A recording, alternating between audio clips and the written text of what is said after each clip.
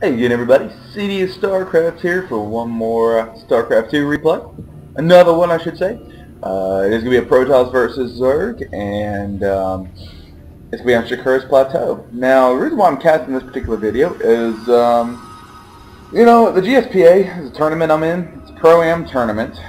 So far I'm doing quite well. I'm in the qualifying round now. Smashed the preliminary round.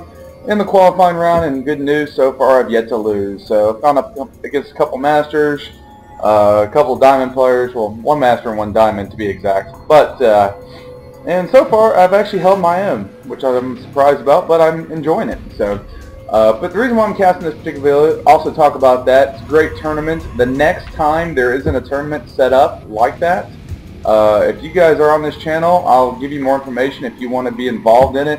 Regardless if you're the best player, it's just cool to be in the tournament scene. Not only for the chance of winning the prize pool, but going up against better players and get strats, and you always have the replay that you can look back on, and it can better your game. And since they're custom matches, it's not going to affect your ladder at all. So I'm enjoying that.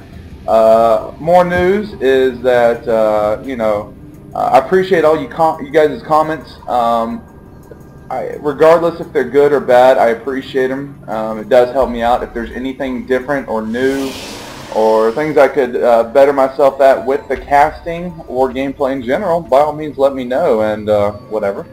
And one more thing is, as always, if you have your own replays and you'd like to send them to me, by all means do so at sidsreplays@gmail.com. That's Cidious replays, R-E-P-L-A-Y-S, at gmail.com. And I really appreciate those that have been sending me videos. I utterly love them. I've got, in the past week, maybe 20 videos. So I'm trying to go through and cast a couple of them. I'll be uploading a lot of them the next couple of days because I am off of work. So thank you guys so much for sending them to me. And I look forward to more of them being sent.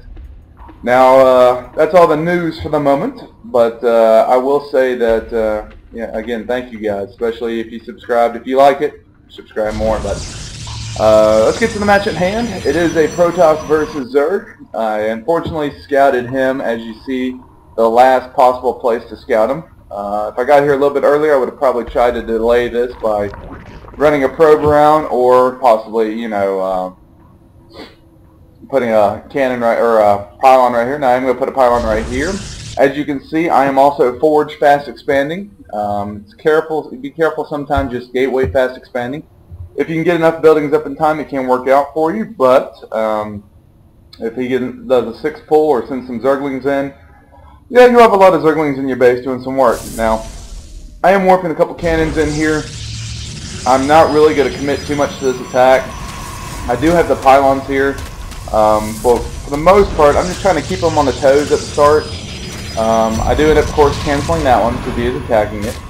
And I have another one building down here. But what this does is two things. First off, it puts him on the back foot, and he's not expecting exactly what's going on, this, that, and the other. And plus, now what he has to do is build a lot more attacking units instead of drone up like a lot of Zergs do. Unfortunately, I don't believe I do cancel that one there at the last second. I might not cancel one. I do get that one as well. Couldn't remember if I did or didn't. But anyways, I'm going to lose these 2 pylons. I'm really not that worried about it. Again, instead of letting him drone up like crazy because he's on 2 bases, I forced him to build a couple of zerglings. Now, these zerglings for the most part are going to be useless until he gets zergling speed or he's able to break my wall. So basically I've made him build, I don't know, 200 supply, 200 minerals worth of, maybe 300 minerals worth of units that cannot be used at this point, instead of droning up. And as you can see, I'm actually ahead on the harvester count because of that, even though he's had his expansion up much longer than mine. Mine's about 30% of the way there, but it'll be up there before too long. Now he is, as you can see, producing 10 drones. He's focused into macro game very heavily because, again, I put a little hurt on his economy for a second there, and made it so that he would, you know, build these attacking units. As you can see, there's almost no way he can get through this wall unless he decides to sacrifice a lot of units in doing so. Supply count, I'm way behind. Partially because, you know, I don't have any attacking units at this point. All I have are harvesters, and he's actually a little bit ahead of harvesters. So as you can see, with the inject larva and all that, he's able to, of course, get a lot more harvesters. Now, one thing I would fault him on is, as he can easily tell that I have a wall here, so he would assume that I have an expansion. At this point, if you're a Zerg player and you see a Protoss fast expanding like that, go ahead and grab another expansion. Grab this expansion right here. Or if you want to be a little more safe, grab this one right now. He's got the minerals to do it. It's better to be, have that extra base, because again, Zerg players need to be at least one base ahead of their Protoss or Terran counterparts. So, as you can see at the moment, I'm just macroing up. I'm actually getting a robo facility right now to do a little bit of scouting, make sure he's not going to go mutalisks or anything like that. As you can see, my supply is way behind. I'm getting smashed. As you can see also, my minerals are staying below, so I'm spending my minerals wisely. Just working on basically harvesting up at the moment, working on attack +1, so I want to get some early upgrades, but heck, what's going on here? I have absolutely no attacking units. A little odd there, wouldn't you say? But you'll find out exactly what's going on. I end up using this strat. I found this strat off of someone else's video. A gentleman by the name of Cruncher. I can't remember his clan tag off the top of my head. It'll come to me sometime during this video. And so far, aside from some fine-tuning I need to do to it, I've incorporated his strat into my own. I've done a couple other little things to make it my own in terms of what I do with it. But it's Complexity Cruncher is what his clan is. Complexities, anyway. But what it basically is, for the most part, I'm harvesting up, trying to catch up to him in harvesters and workers. I'm going to send out the observer to make sure he's not building any type of, well, as you can see, he's going into lair tech now. But just to make sure he's not going into, if he's getting roaches or he's getting mutalisks or something like that. So I know what's going on at all times. As you can see, his Zerglings are scouting out, trying to find exactly what's going on with his base. He's still banking a lot of resources, guys. If you play Zerg, about now is definitely when you should be dropping down that third base. 9 minutes into the game, so it's definitely the case at this point. But as you can see now, I'm dropping down a lot of gateways.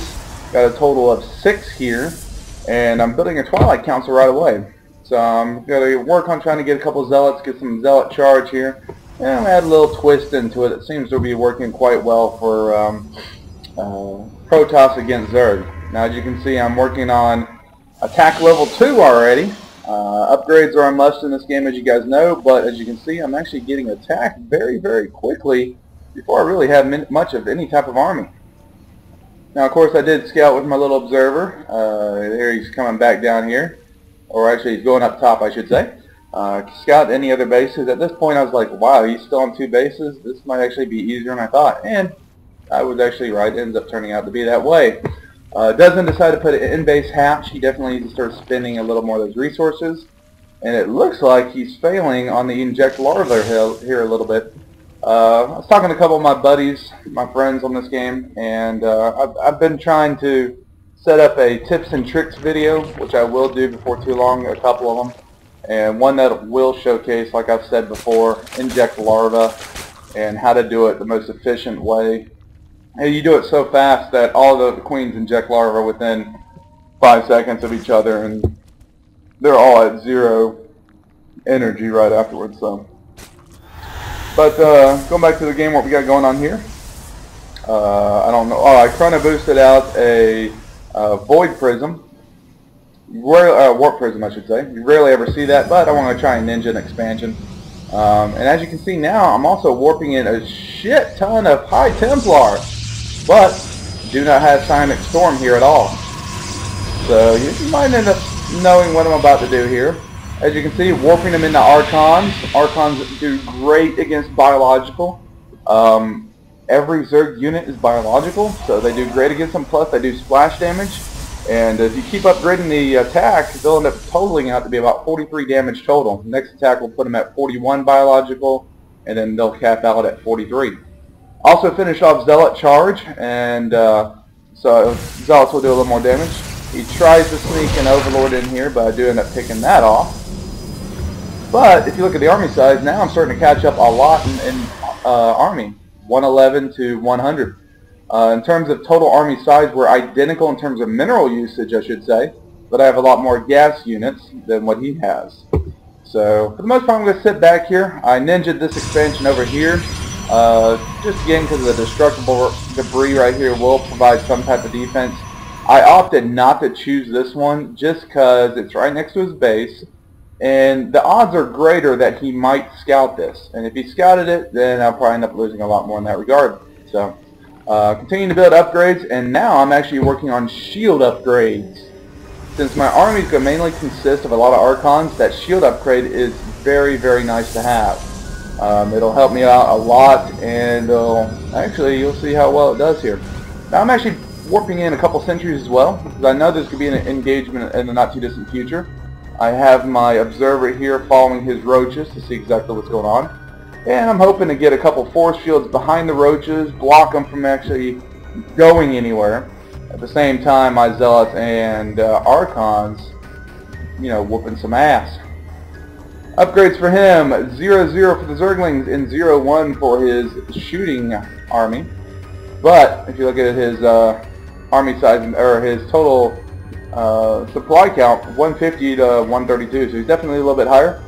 I do end up warp prisming a couple of these zealots in here. I unwarp it, and then I knew I could lose them all, so I was like, I'll just unwarp it, bring my zealots back home, might as well. Those two things got in here, delayed a little bit of mining, as you can see, and now it makes it so he forces to build a couple spine crawlers, and he's building way too many than he really needs. So I made him waste minerals here, and made him lose minerals up on the top. Harvester count now is showing him at 76 to 25, so 20 more supply worth there. And as you can see, I actually do destroy a big old hole in my wall because it was completely blocked off. But supply count is identical, 141 to 143. And keep in mind, he's got 20 more supply worth of harvesters, so I have 20 more supply worth of attacking units. It's will work out a lot better for me in that regard. Now my army is starting to get a little bit scary. He's actually got just Zerglings and Roaches, but it appears that he is working on getting Corruptors, so probably thinking about maybe going into Brood Lords. He does have the Hive. He's got Infestation Pit here, but has yet to morph this into a thing just yet.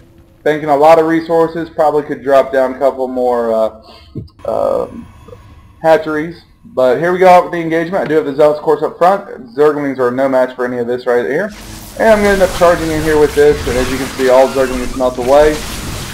And at the same time, you know, the Roaches do pretty good. So, trying to get this watchtower. I'm going to pick off this needless overlord. Oh, maybe I will not.